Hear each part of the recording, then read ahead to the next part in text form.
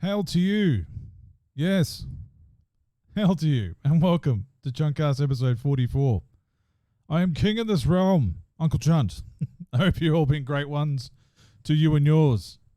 Now, before we get right into it, let's get the other stuff out of the way. Almost swore within 10 seconds of starting. Let's do it. Can you do this stuff, please? If you can consider liking and subscribing and ringing that bell, that'd be fantastic. It just helps the algorithm beasts, actually recognize that I'm an active channel and it can promote me in the algorithm. I know it's annoying and I hate it, but it is what it is. And people that are more successful than me are saying you need to start doing that. And that's why I've been doing it for the last 5 weeks. So if you hate it, that's why.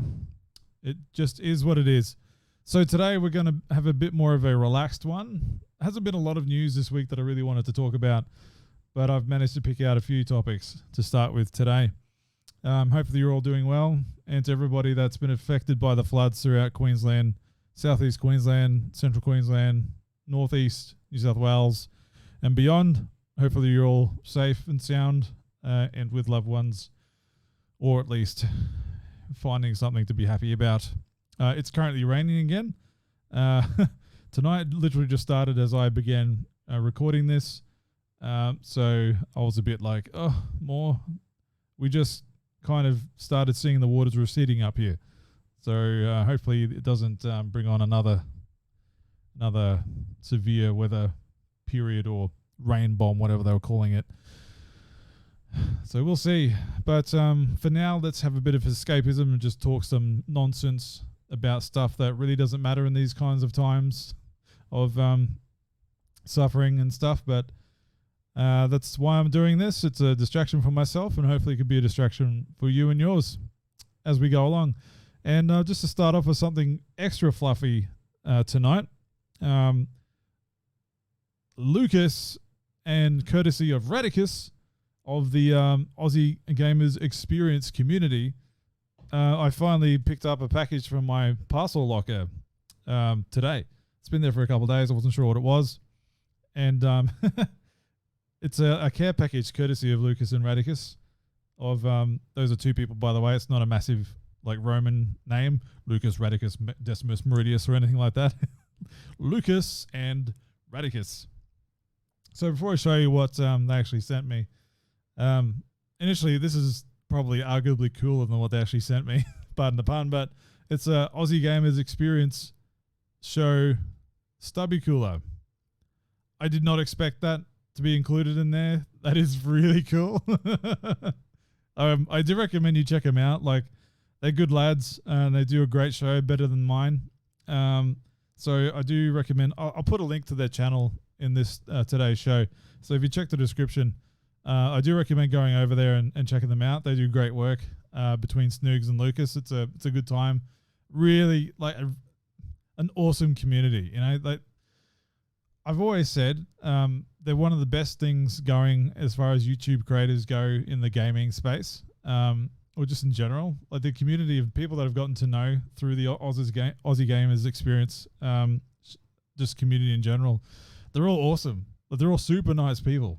And they don't mind having a laugh, like us Aussies do anyway.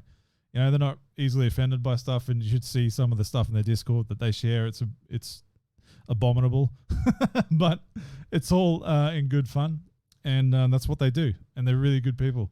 So I highly recommend it, checking them out. They do have a merch store up now that they've been pushing the last couple of shows, and it's great to see. I'm not sure who's doing their design work, but it's really, really good. It's the look that they've got is super sleek, and it's like they've been doing it forever, which, they kind of have been. And it's a crime that they don't have a bigger following or subscriber base. So check them out. They didn't ask me to say anything like that. They didn't mention hey, if we send you this, can you say this? Nothing like that. It's just I don't mind name dropping or giving a word out or a shout out to people that I think deserve it, So I haven't had a look at this, if there's anything in here. There is. Cool. So there was this little backer card. I thought it was just to protect the parcel, but it's like when you get a birthday card and you open it real slowly and keep your face straight in case there's no money in it. No, I'm kidding. Yeah, it's just the one. Yeah, cool. So I don't know if this will come across on it, but nope. Well, kind of, you get the shine on there. You get the shine. Anyway, it's a vinyl sticker. They've sent me one before, and I've got that on my car still. It's just the big logo. So this is a vinyl sticker of their logo, which is awesome. It's basically this, like what you see on the stubby cooler. Really cool logo. So yeah, I'll be finding a place to stick that. That's what she said. But what I actually asked for, they put a video up on their YouTube channel. It was a YouTube short video, and they received a donation to the channel of random paraphernalia in the gaming space and whatnot.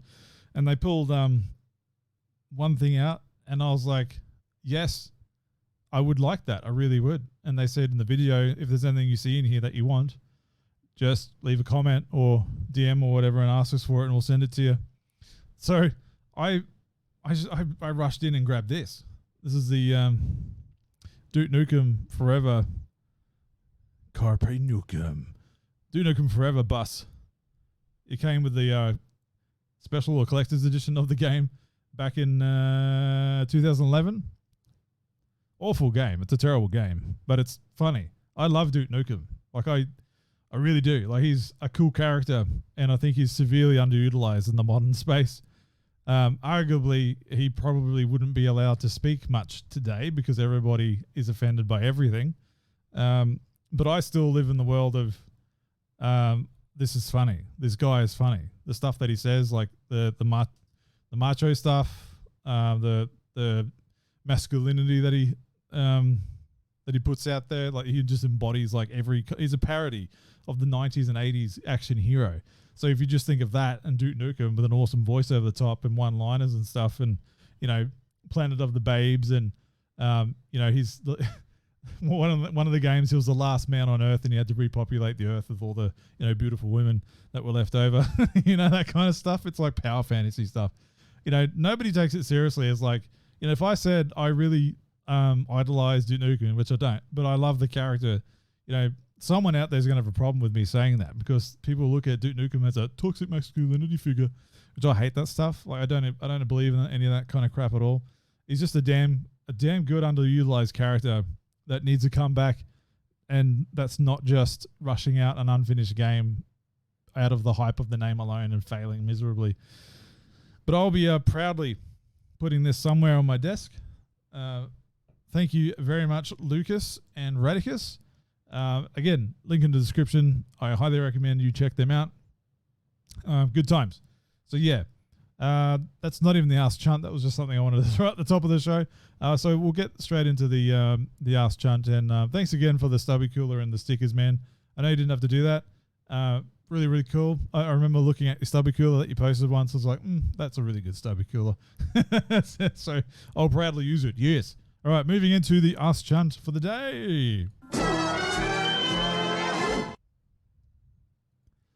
All right, so we've got another question. This is very timely, considering I did have something else lined up for today, but I thought I'll get this one. I'll move this up the list a bit, and as it's still kind of poignant with what's going on, and it's a bit of levity to the situation, and it's coming from Rangitology. He's a frequent person who leaves commenter. I don't know what you want to call that kind of person, but if you're watching this and you want to leave a comment for me to ask, or if you want to ask me a question, leave it in the comment section below, or on my Twitter or on my Instagram, and I'll screenshot it and file it for future installments of the Chuntcast.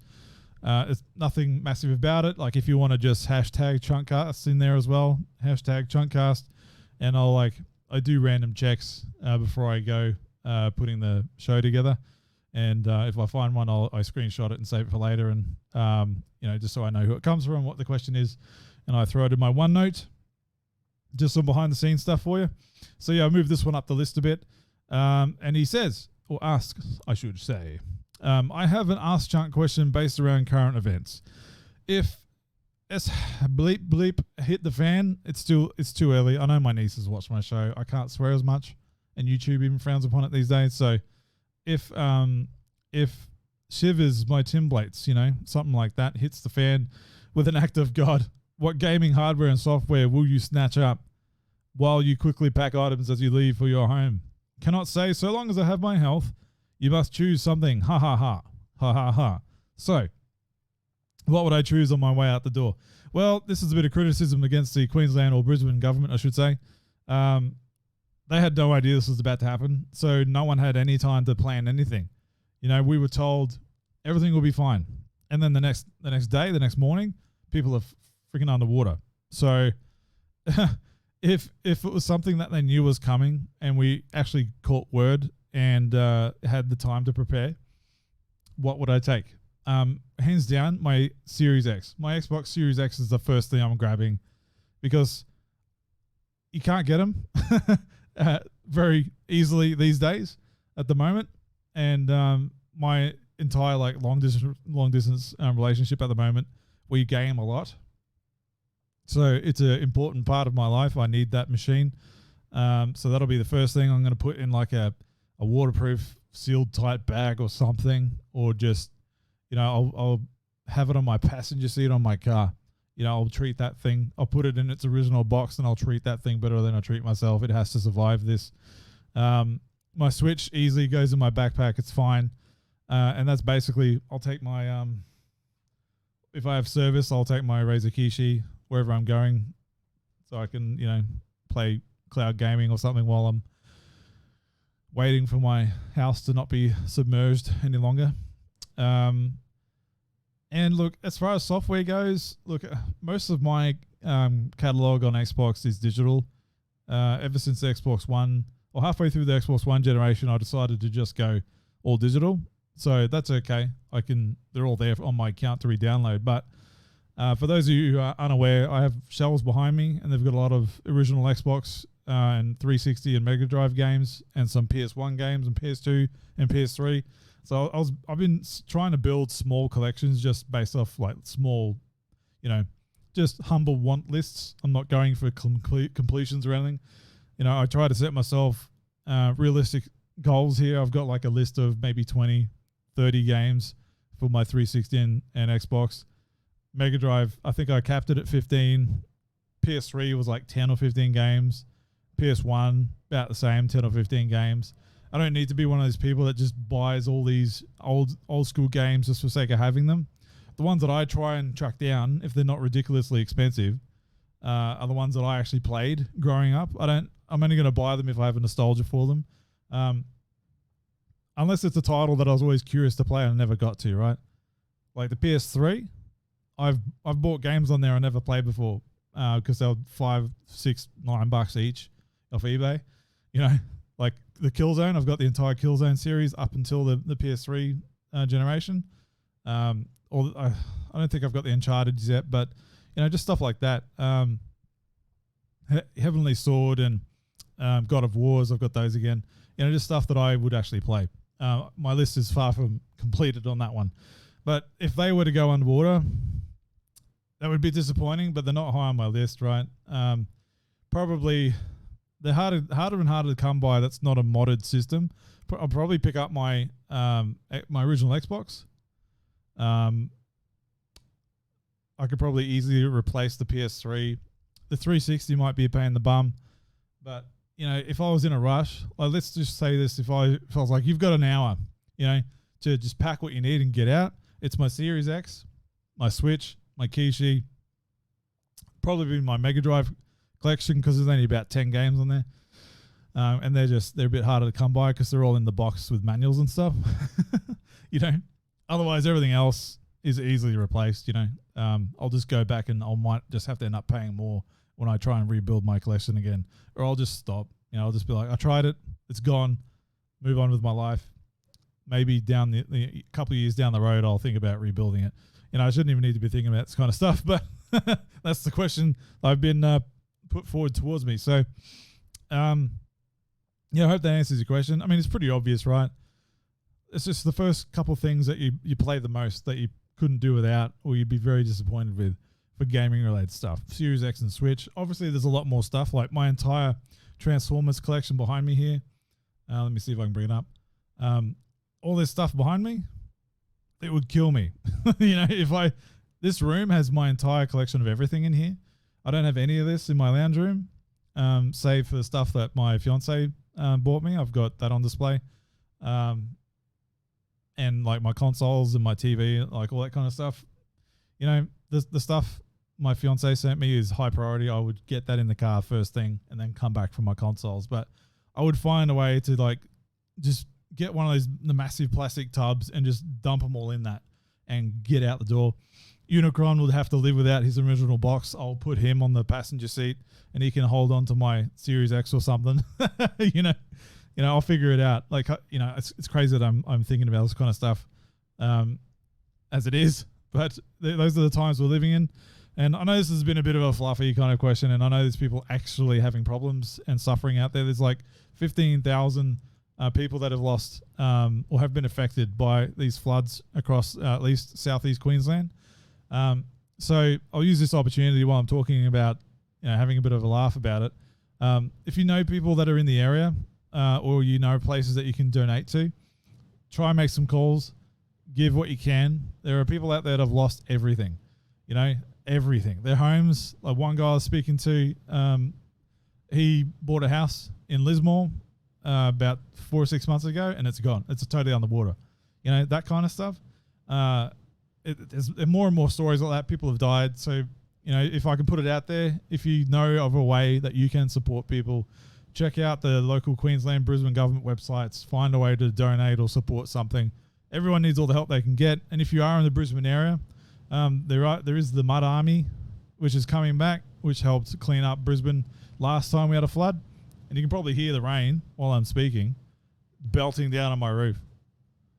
I don't know if it's coming across through my noise gate, but it will be coming through while I'm speaking, I think.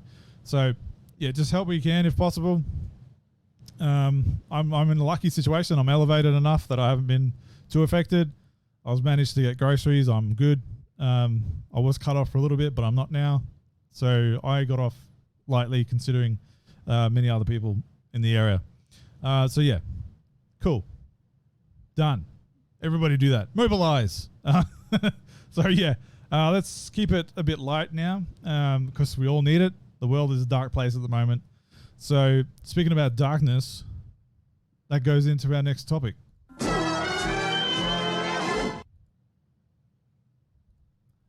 All right, so I saw a movie yesterday. I think it was yesterday. Yeah, Saturday. It's irrelevant, really. It's Friday night, I think. Yeah, Friday night. A little movie called The Batman released. And look, I haven't really been interested, to be honest. Every trailer or every promotional bit that's come out, I haven't been overly wowed by it. Like I know why people are looking forward to seeing this. And I understand it. It does look like it's going to be a great film. And today I'm just going to talk about my feelings on it. No spoilers, no nothing. This is totally off the cuff, and I want to keep it raw and just give my impressions of the film in general. I'm not going to give you a step-by-step course of the movie. If I miss something out, tough. Go see the movie yourself and formulate your own opinion. But if you want to hear what I have to say about it, let's get right into it. So, Robert Patterson is Batman. Okay, let's just start there. And we'll go through a couple other things as we tick along. Okay, so there was a lot of apprehension about when Robert Patterson was cast as Batman Bruce Wayne for this movie. The internet went all in a tizzy of, oh, you kidding me? The Twilight guy? Even though Robert Patterson has built himself quite the film history ever since. Like, he's become an actor's actor. He's done some great stuff. And I was like, okay, that's a very interesting choice. But mind you, I'll put this out straight away, and so I don't keep repeating myself during my thoughts on this film. I'm too close to this. You know, I'm way too close to this as being a new Batman. For those of you who are unaware of, you know, my doings online and, you know, whatever I've done here on my channel, I was a big supporter of the Zack Snyder's universe that he was building with DC. I loved it. You know, I loved it. It was what I wanted. It spoke to me on many, many levels. The casting, the story choices, the events that they picked to depict on these movies, loved it. You know, everything aside from the Warner Brothers meddling in everything, And that's a whole other story. And my Zack Snyder's Justice League trailer, my Zack Snyder's Justice League movie review, being like one of my most viewed videos ever, like over, I think it's like 50,000 views or something. That's big for me. And that got a lot of new subscribers in. So I'm very close to that world. And like Ben Affleck's Batman to me is still the best Batman, even after watching this. Mild spoilers for my thoughts. So I couldn't help, and I'm to blame. I couldn't help but think the entire time I was watching this movie, damn, I wish this was Ben Affleck's and Joe Manganiello's Batman and Deathstroke and Arkham Asylum movie. Like, I wish we had that before we got this reboot. I couldn't help but thinking, going, damn it. What? Oh my God. And that is my fault. I couldn't put myself at the door and just enjoy the movie. However, I was present during the film, and the story beats and the acting, and like I was present in the film, but I just couldn't help but think whenever Robert Pattinson came on the screen of like, I'm not overly a fan of the design of the suit. I get it. It's more realistic. And it's part of the issue I have with this movie overall. To me, the Ben Affleck Batman and what they were building was that was the most comic accurate Batman that we've ever had on screen, and even now, it was mythic. Like, he was everyone. The way that Zack Snyder depicted the characters, they were all like mythic level in the way they were put across on screen and the way they were handled, and even Batman's presence in these movies, it was like a mythic character. Just big, and like his presence was there. You felt his history, and he was, his suit looked like it was right out of the comics from BVS and the first part of Zack Snyder's Justice League before he got his armored get up at the last part of the film. I just love that, and it spoke to me. Even like from the animated series of Justice League and Batman the animated series, you can tell Ben Affleck's a massive fan of Batman, and he is. And you can tell that he put him, to me, he was the closest thing we've had, right? This is a whole new beast. Putting that all aside, I've made my case on that, so you get my point of view, and hopefully you understand. Moving on from that, Matt Reeves' The Batman, it's an impeccably made film, and I've said that enough times over the last couple of days. The production of this movie is just amazing. Like, it's up there. It's a filmmaker's film. All these good things. It's his. There's no studio meddling in this, as far as I understand. It's like his movie. That's why it's 2 hours and 56 minutes or something. And it could have done with a bit less of a runtime. Like, I will say I did feel the runtime in this one. And yes, I'm a fan of Zack Snyder's Justice League. It's 3 hours or something, 4 hours, close to that. I don't feel it. Every time I watch it, I don't feel it. I'm just lost in it, and it's great. However, sitting there in the cinema watching this, I felt it. Some of the plot points just dragged. And I was like, come on. Like, there's no reason. I couldn't feel like there was a reason they couldn't just speed this up. The pacing was an issue in this movie. Everything else, like the cast was great.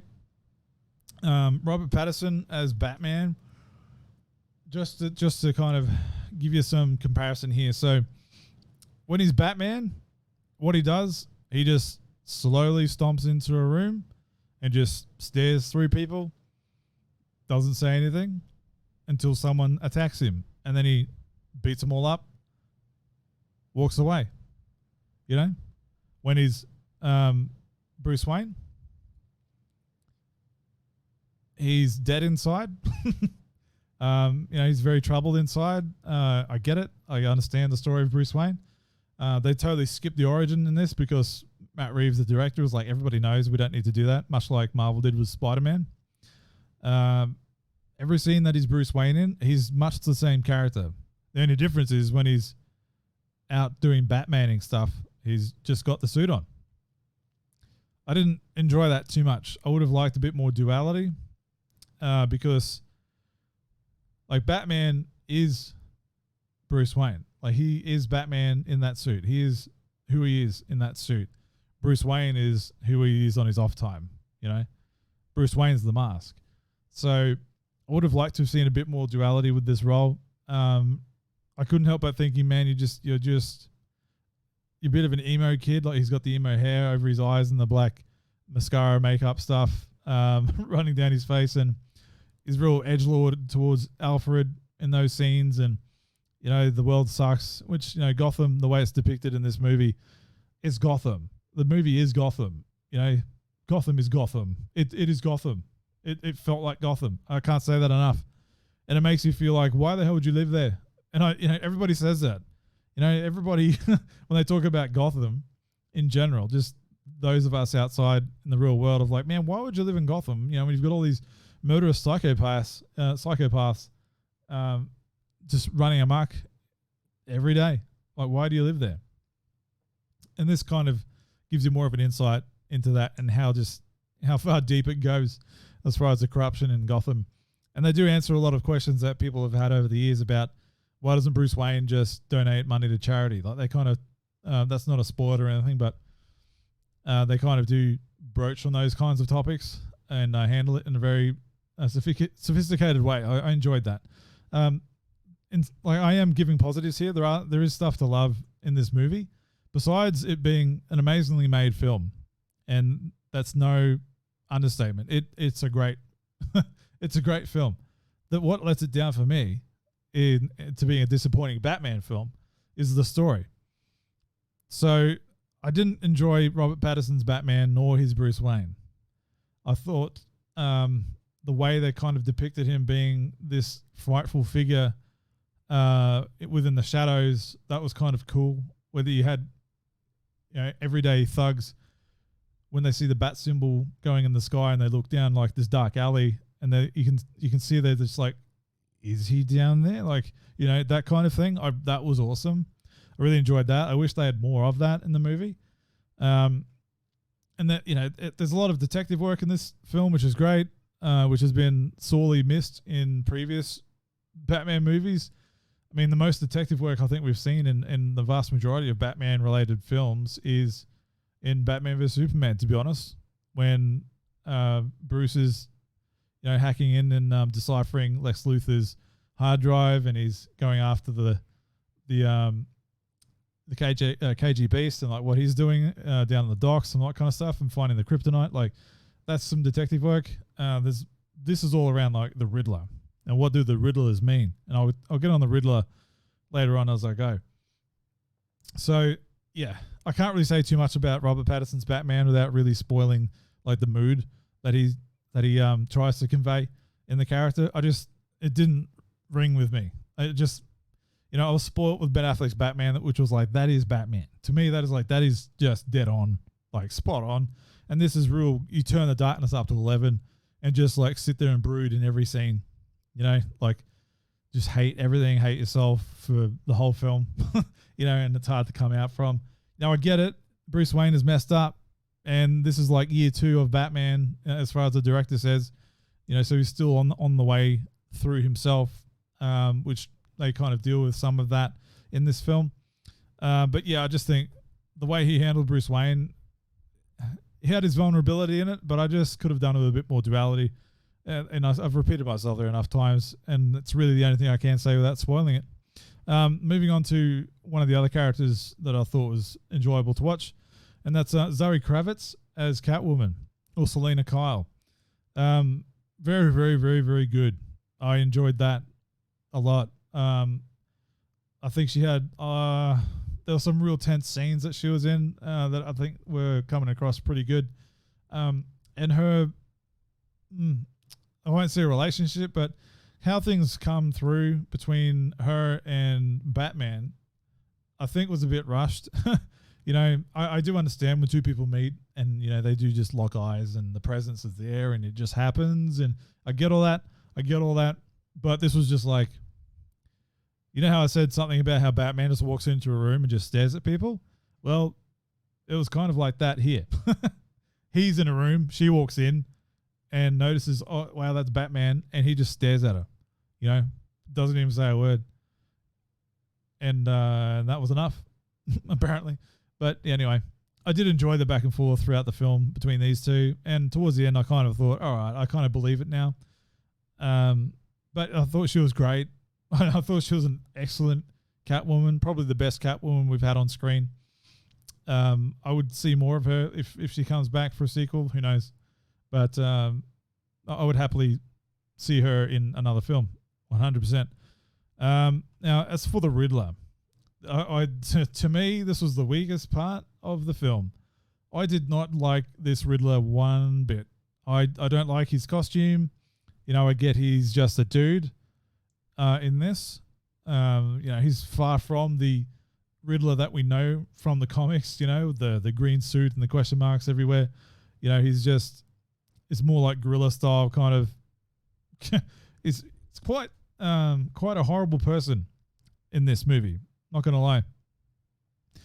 Very disturbed individual. Like all of that was good, but I didn't really like. I think it was miscast. You know. Oh man, and the name of the actor just escaped me just then. Someone's probably yelling at the screen right now. Lost. Anyway, the actor I thought was a bit miscast, overacted some parts. I didn't really buy it. You know, I didn't really buy it too much. He did have some creepy moments. Like genuinely, I was like, wow, like that shot. And I won't say which, but there's one shot in there where it's like a shot of his face, and just the look on his face. I was like, oh, okay, that was good. I felt that. You know, that was creepy as hell. You know, but the rest of it, I thought, it just didn't hit for me. He's basically like a Saw villain in this, you know, traps for people, you know, riddles to solve or they die kind of thing. And I was like, all right, this whole thing. And I think there was just a bit too much of that. The riddles just kept going and they kept coming back to other riddles. And, you know, I get that's the whole plot of it. That's Riddler's stick, right? I get it. But I think they could have sped it up. There's a way that they could have gotten the point across without really just taking their goddamn time with everything. And there's a lot of detective work. You know, it's real noir stuff like self-narration for Bruce Wayne in his head and that kind of stuff. But as the Riddler, yeah, I wish they approached him a different way. And this scene in particular in this shot, I remember thinking, damn, like he's enjoying that too much. And if you've seen this movie, I think you'll understand what I'm saying. Just the way that it's shot and where the shot starts from and pans up, and to see his elation in that moment. Yeah, I thought that was generally creepy too. Yeah. But anyway, overall, like I don't want to spoil too much of this movie because there are other characters that I think you should discover for yourself. And if you're totally unaware of who the cast is in this movie, try going in knowing as little as possible, because there's some actors in there that you'll just be like, oh, I didn't know that was them, or wait, who's that? You know, there was one actor in here, I had no idea they were in it. I was like, oh wow, cool. That, you know, I had no idea, and they did it really, really well. I won't say who that is, but yeah, look, casting, the production, the music, the score, the sound design, the color palette, oh man, and the cinematography, like everything about the movie is, as far as production goes, is great. It's the story that let me down, and I'm trying to wrap this up now. And I felt myself being bored a number of times, like checking my watch. You know, that's bad. I never do that. And I was a bit disappointed by that. It just didn't grab me enough, and it was just too slow. And I think they could have cut out some things to just, pick up the pace somewhat. And there's a cameo, and the director's already come out and spoiled it, but I'm not going to, just in case you've missed it. There's a cameo towards the end of the film, which I thought was just pandering and cringe. Like, given how realistic this world is that they've built, it didn't fit. It just stood out like dog's balls, to be honest. Like, this is the Nolan films, how realistic that is. But this is even like another darkness level deep, where it doesn't look like Chicago. It looks like Gotham, and it's dark as hell, but it's real. It's realistic. Everything in here is plausible, And I'm a bit bored of that. I really like the whole mythic, fantastical elements that Ben Affleck's Batman and Zack Snyder built. You know, where it was like, it's still like, goddamn, I could kind of believe that, but there was a lot of, suspension of disbelief in there too, which is fun. It's comic books, man. These are superheroes. I don't know. I think we've had 3 movies of Nolan's realistic Batman. Why are we going back to that well? And it just bored me, the whole idea of it. That's just my honest critique of it. There's more to say for this movie, but I've gone on long enough. If you're still here at all, I do recommend, if you're a Batman fan, it's required viewing at this point. If you're a DC movie fan, or if you're a Snyderverse aficionado like myself, you might get some enjoyment out of it. I hope you do. I hope you get more enjoyment out of it than I do. There's a lot to like here, but just for me as a Batman film, it just disappointed me. If this was not a Batman movie and this was something else, it would be freaking amazing. You know, it would be great. But it's Batman, and it wasn't Batman. It wasn't my Batman, you know, basically. Anyway, go see it for yourself. Check it out. It is definitely worth a watch if you can stomach the 3-hour runtime and pacing issues. Everything else in there, besides the story, is a great watch. I didn't even talk about the Batmobile. I didn't like it, to be honest. I understand why people do. It's depicted as a beast in this. It really is. And it's intimidating. That's cool. It's just not my bag. I'm more in the line of, again, not to keep tooting that horn, but the Batflex Batmobile, I love it. I've got a metal model kit on a shelf somewhere here. I love that Batmobile. I've got it in the Arkham Knight game as a skin that you can drive around in the Batmobile for Ben Affleck's Batman and the suit. Rocket League, I've got that Batmobile in Rocket League as well. I love that Batmobile. I think it's awesome. Everybody has their Batmobile, right? You know, most people are like, oh, the Tumbler or the 1989 Batman. I'm like, nah, I like this one, the Batfleck one. And people are going to love this one. A lot of people do. Muscle cars and stuff. Cool. Just not my thing. Yeah. All right. I've said enough. Go see it if you like what I've said. If you've liked parts of what I've said, go see it. Go watch some trailers. Make your own mind up. Go, check out someone else's opinions if you can't make up your own. I went in cold. I didn't even check anybody's opinions on it before I went in. I just prefer doing that. I like making up my own mind after the fact. So, yeah. Go ahead. Go nuts. So anyway, I'm done talking about Batman now. I am. Oh, yes, I am. Let's talk about something a bit more light. Yes, let's go.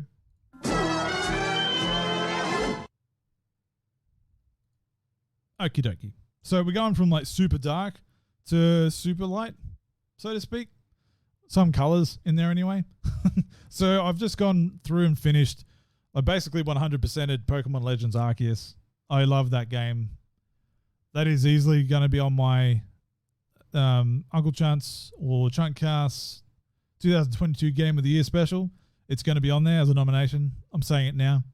So we've got another Pokemon game that's been announced, right? We do already. Go figure. And that is Pokemon Scarlet and Pokemon Violet. I had no idea this was coming. And I think most of the internet was unaware as well. This is a nice surprise. So what is this? Well, it's Gen 9, baby. If that means anything to you at all. Didn't mean much to me. I had no idea that there was that many generations. I'm still a Gen 1 guy. I'm aware of others. I've played Pokemon X. Pokemon Legends Arceus was the first Pokemon game I've played since the 3DS with Pokemon X on it. So I had no idea there were so many gens, right? Anyway, so Pokemon Scarlet and Violet. Pretty cool. I'm liking what I'm seeing so far. Let's take a quick look at the starters, right? These are the starters you've got to look forward to.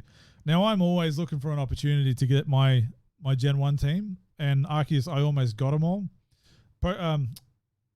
Squirtle. You can't get Squirtle in Arceus. And I don't think you're going to get Squirtle in this one either. I don't think you're going to get Bulbasaur or Charmander in these ones either. But it is what it is. But what I was immediately drawn to Sprigadito.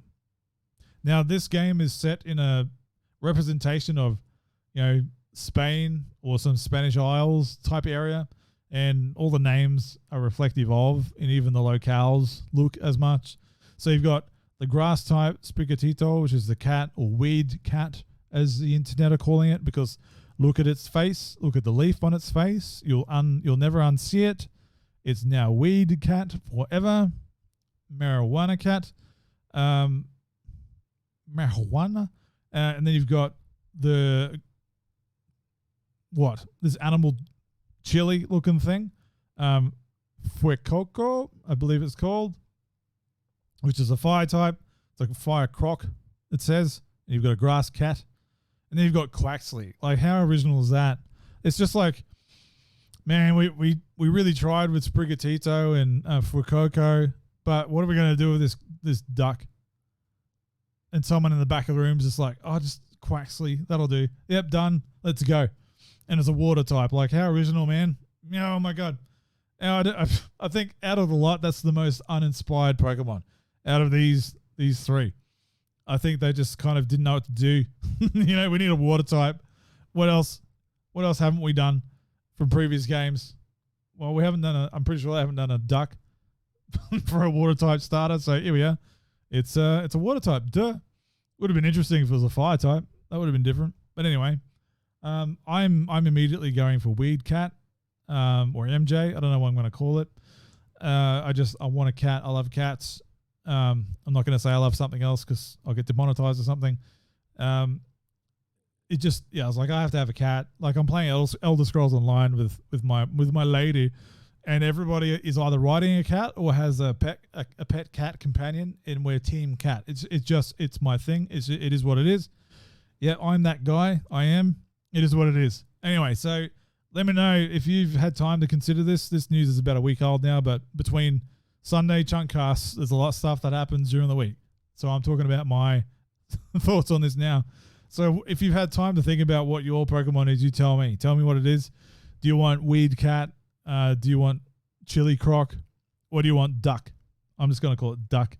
I'm not acknowledging that as Quaxley or any kind of inspired design. I'm just calling it Duck. Cool. And doubly so for the costumes, the kids that you start off with. I have been told the recent Pokemon games are known for their customization and changing outfits, and I hope to God this game does the same. I refuse to be walking around this game looking like that. It is what it is. I'm sure that's the school attire for the region. In real life, I'm maybe like, correct me if I'm wrong. I don't know if the Spanish Isles or whatever, Spain or, that whole part of the world.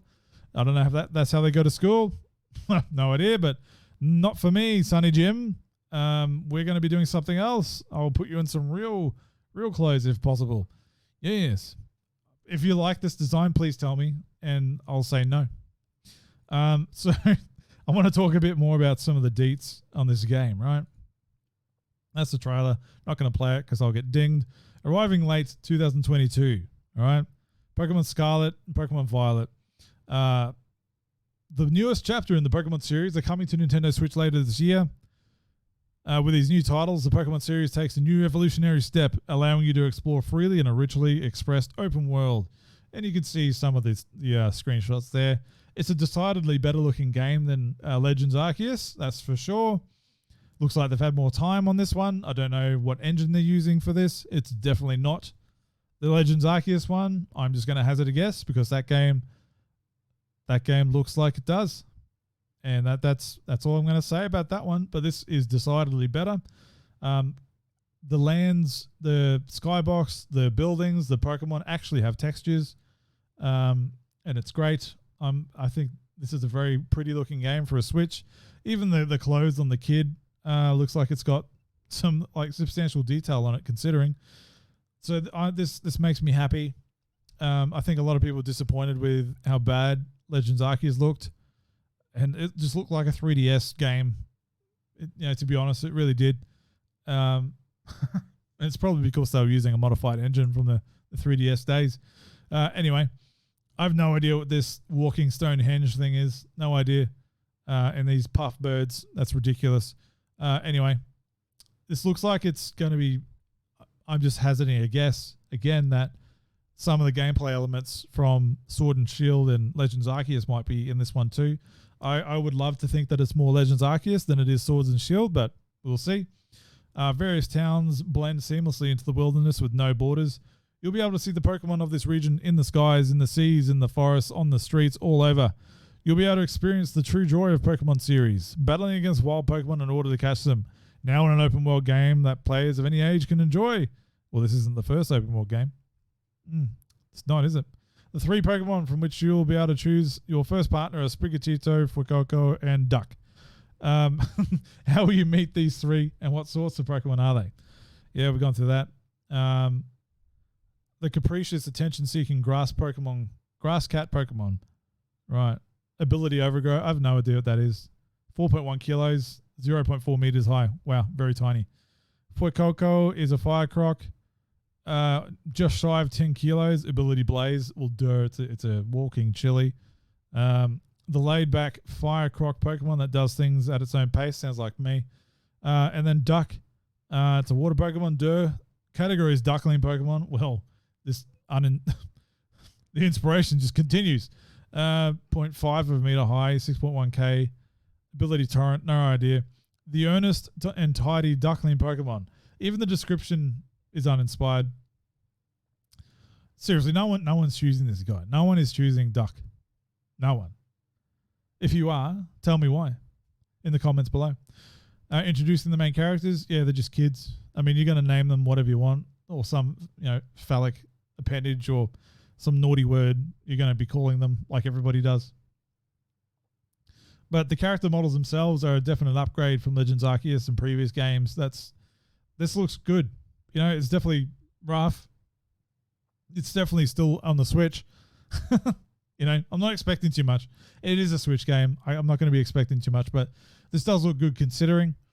And it looks like the versions have color-specific clothing. The violet looks pretty cool in comparison to that atrocity. It's definitely, it's very Spanish inspired. I dig the look. It's unique. I don't think they've done this before. Correct me if I'm wrong, in previous Pokemon games. I'm not subscribing to that noise. So yeah, that's the look at the next Pokemon game. Yes. Am I going to pick it up? I think I will, to be honest. I'm looking forward to it. I really enjoyed my time. I'm not a Pokemon guy. I'm just not. I used to be as a kid, but I'm just not, man. And I really did enjoy Legends Arceus. That really did grab me, and I understood the appeal of Pokemon all over again. That's why I'm talking about this one. I had no intention of ever playing a Pokemon game ever again because I'm just so old school with the Gen 1 stuff. I can't go past it. But I found some cool new Pokemon in Arceus. I was like, wow, some of these new ones are really cool. And I found myself gravitating to some new ones. So, as a 36-year-old man, I'm not going to say I'm really excited for a Pokemon game. And these days, it's not a problem to be. I mean, being a nerd and a geek is the cool these days. So I'm not ashamed of getting excited for a Pokemon game. It's fun. The world needs levity. The world needs fun. Everyone's life needs an escape. This is it for many people, millions and millions of people over the world. And I've just dabbed my toe back into that world. So yes, I am going to pick this up. Me and my lady are going to play it together. She's going to get Violet. I'm picking up Scarlet. It's the 15-year-old dream in me that's coming true. I have a lady that likes to play video games and wants to play Pokemon with me. Oh my God. That's just the dream come true. For every nerd man out there. Yes. You understand. You do. Yes. I think that's done. I think I'm done. Yeah, I didn't pick any other topic because it was a quiet week as far as game news goes. So I'm just going to hit this transition button as a bookmark.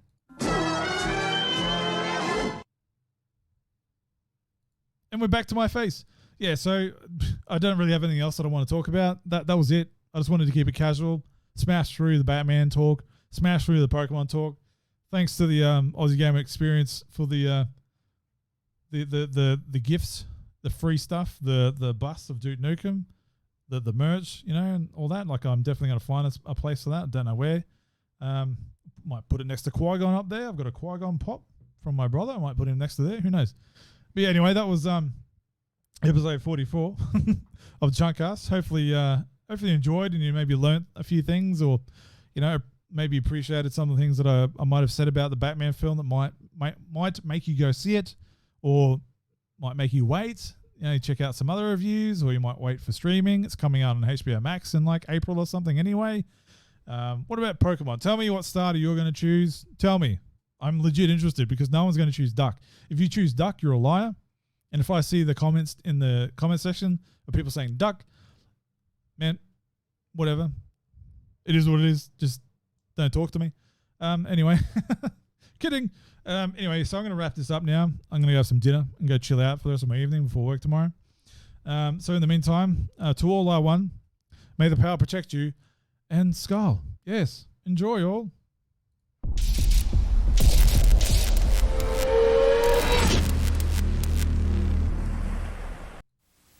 Like, comment, subscribe.